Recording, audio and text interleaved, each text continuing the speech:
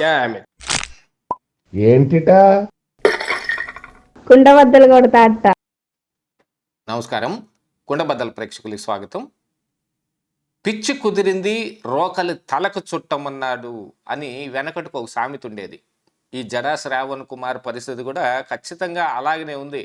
పిచ్చి కుదిరింది రోకలి తలకు చుట్టమన్నట్టుగా నిన్న ఆయన ఒక ప్రెస్ మీట్ పెట్టి మరి లోకేష్ మీద, చంద్రబాబు నాయుడు మీద, పవన్ కళ్యాణ్ మీద చేసిన కొన్ని వ్యాఖ్యలు అలాగనే కనిపిస్తూ ఉన్నాయి. ఏమిటి ఆయన చేసిన వ్యాఖ్యలు అనేది ఈ వీడియోలో పూర్తిగా మీకు అర్థమయ్యే విధంగా వివరించే ప్రయత్నం చేస్తాను. వీడియో నచ్చితే ఖచ్చితంగా లైక్ చేయండి, ఇంకా 10 మందికి షేర్ చేయండి. జడా శ్రావణ్ కుమార్ ఏదో ఒక మిషతోటి ప్రెస్ మీట్ పెడతాడు. 2029లో అద్భుతంగా జగన్మోహన్ రెడ్డి తిరిగి అధికారంలోకి రాబోతున్నాడు. రాగానే మేము అందరి పీచం అనుస్తాం, అలాగా లైట్గా ఈవీఎంల్లో మ్యాండేట్ కనపడంగానే అందరూ ఇక హెలికాప్టర్లకి పారిపోవటమే అని గతంలో చేసిన కొన్ని వ్యాఖ్యలు కావచ్చు, లేకపోతే జగన్మోహన్ రెడ్డి సీఎం అవగానే మిమ్మల్ని అందరినీ జైల్లో తోస్తాం అని ఈయనే జగన్మోహన్ రెడ్డి తరపున వకాల్తా పుచ్చుకొని చెప్పటం కావచ్చు. ఇలాంటివన్నీ చూసిన తర్వాత మరి నిన్న ప్రెస్ మీట్లో కొత్తదనం ఏదో ఒకటి ఉండాలిగా. ఆ కొత్తదనంలో ఇప్పుడు మళ్ళీ ఇరుక్కుపోయాడు జడా శ్రావణ్ కుమార్.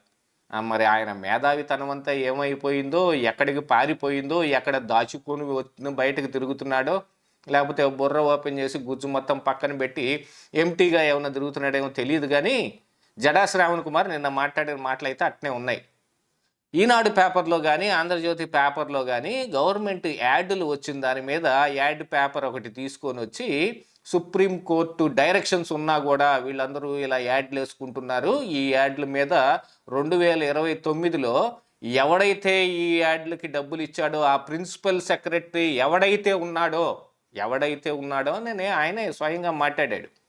లేకపోతే ఫైనాన్స్ డిపార్ట్మెంట్లో ఉన్న ఐఏఎస్ ఆఫీసర్లు ఎవరైతే ఉన్నారో అందరినీ 2029లో తొక్కతేస్తాను అని అంటున్నాడు.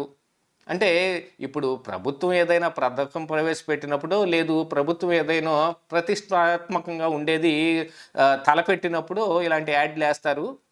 ఇప్పుడు ప్రస్తుతం కూటమి అధికారంలో ఉంది కాబట్టి గవర్నమెంట్ తరపున వచ్చే యాడ్ల్లో చంద్రబాబు నాయుడు ఫోటో కనపడుతుంది, లోకేష్ ఫోటో కనపడుతుంది, పవన్ కళ్యాణ్ ఫోటో కనపడుతుంది. గతంలో కూడా జగన్మోహన్ రెడ్డి తానొక్కడి ఫోటో వేసుకుని కూడా ఎన్ని యాడ్లు వేసి ఉంటాడు.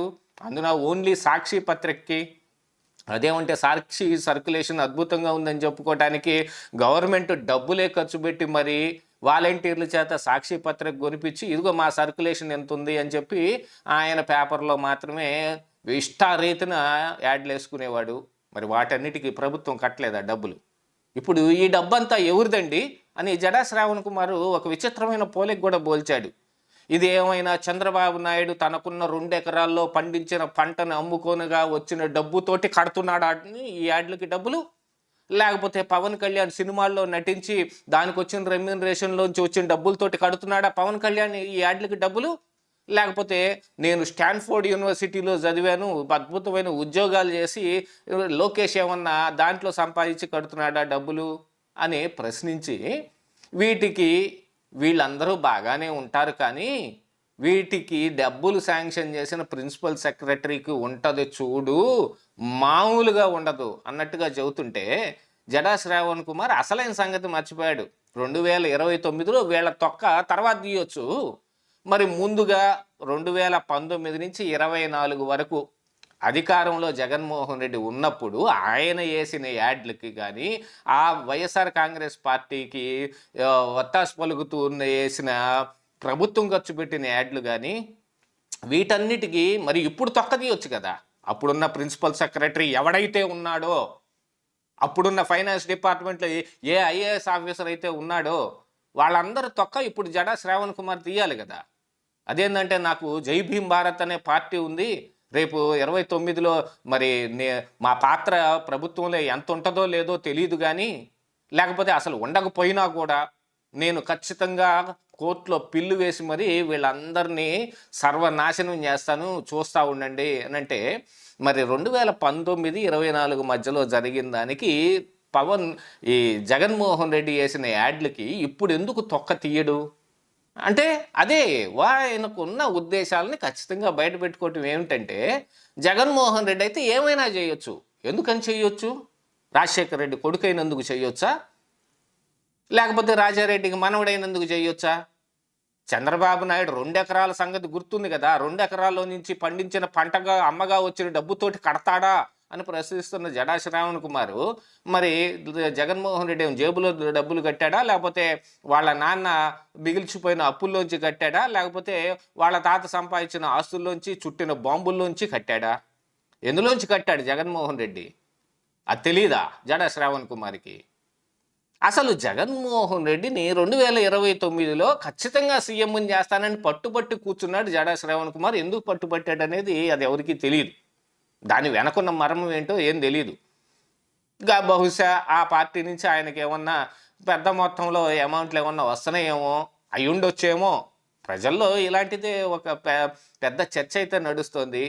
గట్టిగా జడా శ్రావణ్ కుమార్‌ని పోషిస్తా ఉన్నారు. అందుకనే ఆయన ఇలాంటి ప్రెస్ మీట్లు పెట్టి జగన్మోహన్ రెడ్డికి సై అంటే సై సై అని భుజాలను ఎక్కించుకొని తిరుగుతున్నాడని ప్రజలు చర్చించుకుంటున్నారు. జై భీమ్ భారత్ పార్టీ నాది, నేను పార్టీ అధ్యక్షుడిని అని చెప్పుకునేవాడు తాను సీఎం అవటానికి చెబుతాడా? లేకపోతే జగన్మోహన్ రెడ్డి సీఎం అవుతాడని చెప్పుకుంటారా ఎవరైనా? ఒక పక్కన ఈవీఎంలో లైట్‌గా అలా మ్యాండేట్ కనపడితే ఎవరికి? జడా శ్రావణ్ కుమార్‌కి కాదు. ఎందుకంటే ఆయనకు వస్తదనని ఉద్దేశం ఆయనకే లేదు. మందెంత జై భీమ్ భారత్ పార్టీ అంటే ఆవగింజలో నూలు పోగంత అన్నట్టు ఆయన పార్టీని ఆయనే తీసి పక్కనేసుకొని, జగన్మోహన్ రెడ్డి పార్టీ మాత్రం లైట్‌గా ఈవీఎంలో మ్యాండేట్ కనపడగానే ఇక వరుస పెట్టి అందరిని పండబెట్టి నరకటం, హెలికాప్టర్లకి పారిపోవటం.